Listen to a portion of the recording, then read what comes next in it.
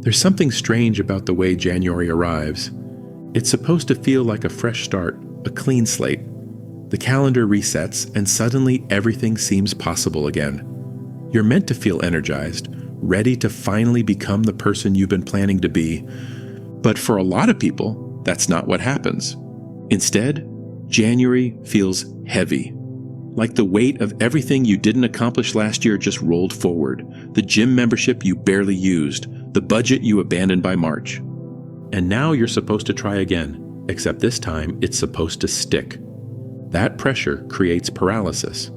Because deep down, you've been here before. You've made these promises, and they didn't hold. So the fresh start doesn't feel freeing. It feels like another test you're not sure you'll pass.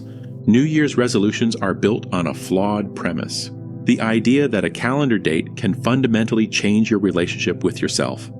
It sounds motivational, but it sets people up for disappointment. Because the things people resolve to change, spending less, saving more, exercising, aren't problems that begin on January 1st. They're ongoing patterns, habits formed over years. A resolution doesn't address that. It just declares you'll do better now. That's why resolutions feel like pressure instead of progress.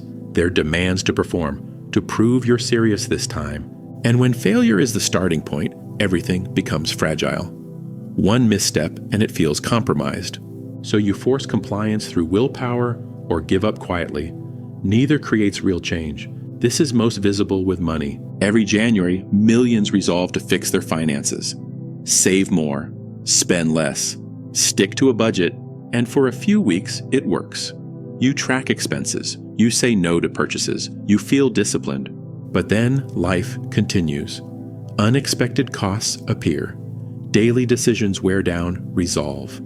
Slowly, the budget stops being followed. Then comes shame. Not loud, but persistent. The feeling that you can't manage something as basic as a budget. That shame isn't about money. It's about what failure represents. A sense you're incapable of change. This worsens because financial resolutions are framed as moral issues. Spending is irresponsible. Saving is virtuous. So failing doesn't feel logistical. It feels like a character flaw. And if you believe the problem is who you are, every failure reinforces that story. There's a phrase every January, New Year, New Me. It's meant to empower, but it reveals a problem. It implies you're not enough now, that you need to become someone else, better, more disciplined, to be acceptable. That creates a split. You're improving yourself while rejecting yourself, reaching for a future version while resenting the present one. That tension makes sustainable change impossible. You're not building on who you are. You're trying to replace yourself. Real change doesn't come from rejection. It comes from understanding, from recognizing why you do what you do. But New Year, New Me bypasses that. It treats change as performance. And when transformation is performance, pressure becomes unsustainable. You're not allowed setbacks. Because the premise is you've changed. You're new. Except you're not. You're the same person making different choices in an unchanged life. Same job, same stress, same obligations. Pretending otherwise creates pressure, not freedom.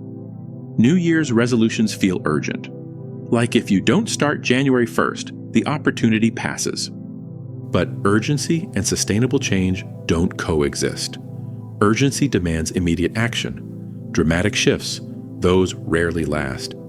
Think about setting a financial goal with that intensity. Save aggressively, cut everything, track every euro. It sounds decisive, but you've set an unsustainable pace. When life gets complicated, the system collapses. Not from lack of discipline, but because urgency built it, not sustainability. Here's the paradox. Urgency creates paralysis. When the bar is impossibly high, starting feels overwhelming. If you can't do it perfectly, why start? So people delay, weeks pass, then months. The urgent goal becomes something you'll get to eventually. Urgency didn't create action, it created hesitation. Underneath is a broader current, constant expectation of self-improvement, always optimizing, always becoming better. While growth matters, the pressure is exhausting. Life becomes an endless project. That pressure shows up specifically. Guilt when spending on enjoyment, anxiety about not having a side hustle, rest feeling irresponsible. Resolutions amplify this. Self-improvement becomes concrete obligation requiring measurable proof. But sustainable change doesn't come from striving. It comes from clarity. Understanding what matters. Building life that supports desired behavior. That takes time. Reflection. Not something forced on January 1st, so what's the alternative? Not abandoning goals, but approaching them differently, without performance weight, without calendar urgency. Real change happens when you stop treating it like a test. When you move slowly. Experiment without declaring transformation. With money, start with observation. Notice where money goes for a month. Don't judge. Just see the pattern. Set one small boundary. Stop buying coffee out weekdays, not as punishment, as experiment. Notice how it feels. Ask better questions. Not how do I save more, but why do I spend this way? What am I solving with purchases? Questions without quick answers. But they create understanding. Understanding creates lasting change. Because when you know the real reason behind a habit, you can address the actual need instead of fighting the symptom.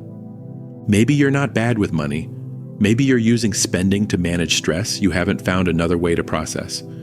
Maybe the budget fails not because you lack discipline, but because it doesn't account for how you actually live. Maybe the problem isn't willpower at all.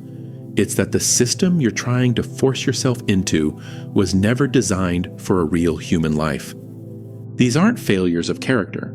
They're mismatches between your approach and your reality. When you see that clearly, you stop blaming yourself and start building something that actually fits. That shift, from self-judgment to self-understanding, is where real transformation begins. When you know why you do what you do, you build systems working with you, not against you. Systems not requiring constant willpower. Systems surviving hard weeks. New Year's resolutions don't offer that.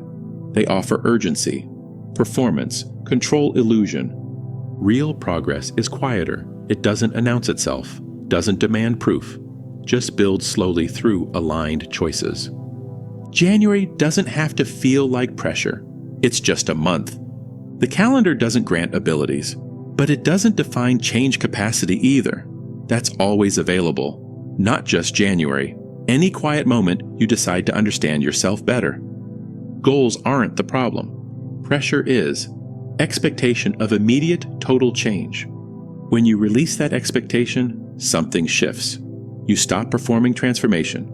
You live it, not perfectly, just steadily.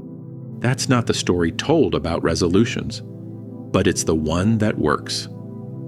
If this resonated, essays like this are shared regularly. Until next time.